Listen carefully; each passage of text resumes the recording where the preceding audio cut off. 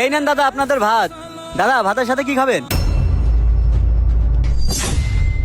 কি ব্যাপার দাদা, তাকায় আছেন কেন? বলেন ভাতের সাথে কি খাবেন? কিরে কৃষ্ণ, ওইখানে কি হয়েছে? দাদা বুঝতে পারতাছি না, এই দাদারা কি খাবে আমি জিজ্ঞেস করছি, বলছে না। এই মিয়া, আপনি কি হিন্দু? জি দাদা, আপনি ঠিক ধরছেন, আমি হিন্দু। ধুৎ বেটা, তুই একটা হিন্দু হয়ে আমাদেরকে খাবার দিতে আইছস? আমরা একটা হিন্দুর হাতে খাবার খাবো?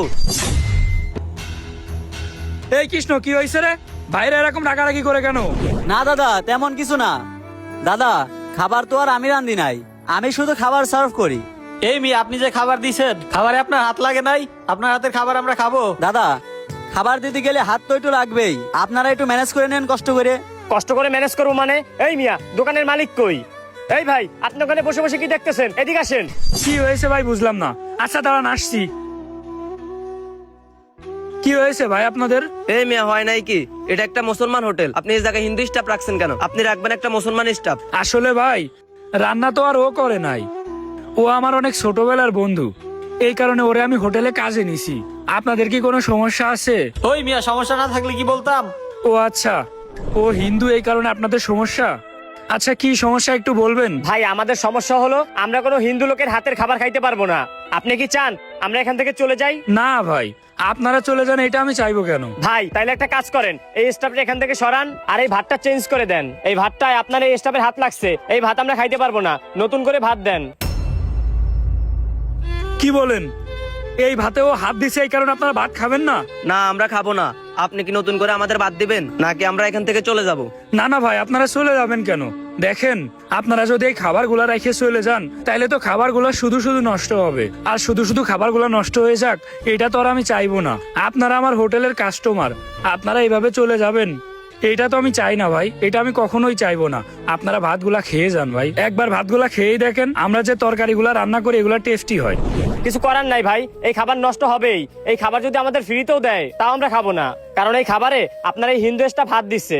আরে ভাই, একটা জিনিস বুঝলাম না, ও হাত দিছে তাতে কি হয়েছে? খাবার কি নষ্ট হয়েছে নাকি পচে গেছে? খাবার যদি পচে যাইতো তাহলে আপনাদের সামনে খাবার দিতাম না, চেঞ্জ করে ভালো খাবার দিতাম, কিন্তু খাবারগুলা তো ভালো। এই মেয়ে, আপনি ওর দালালি করতেছেন কে? আপনি কি দালাল?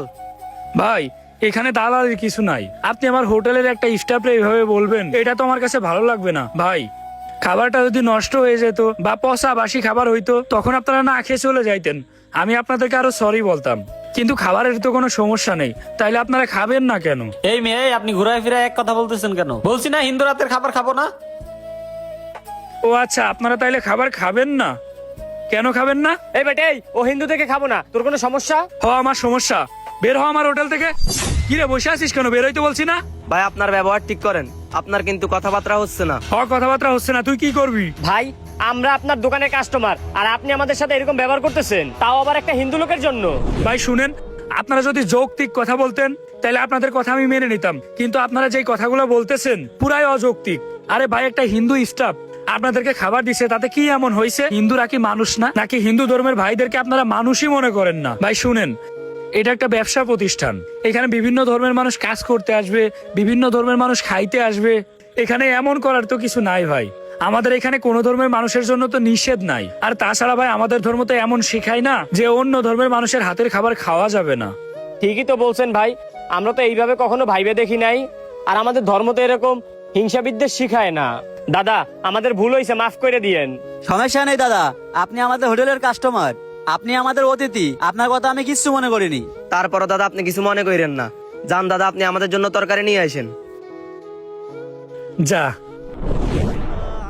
হিংসা বিদ্বেষ বা কাউকে ছোট করে দেখা, এটা কিন্তু কোনো ধর্মই শেখায় না। তাই আমাদের সবসময় উচিত সব ধর্মের মানুষের সাথে মিলেমিশে চলা। একটা কথা সবসময় মনে রাখবেন, ধর্ম পরে, সবার আগে আমরা একে অপরের ভাই। সবার উপর মানুষ সত্য, তাহার উপর নাই। ভিডিওটা কে কোন জেলা থেকে দেখছেন অবশ্যই একটা কমেন্ট করে যাবেন, আর ভিডিওটার পার্ট 2 কে দেখতে চান অবশ্যই কমেন্ট করবেন।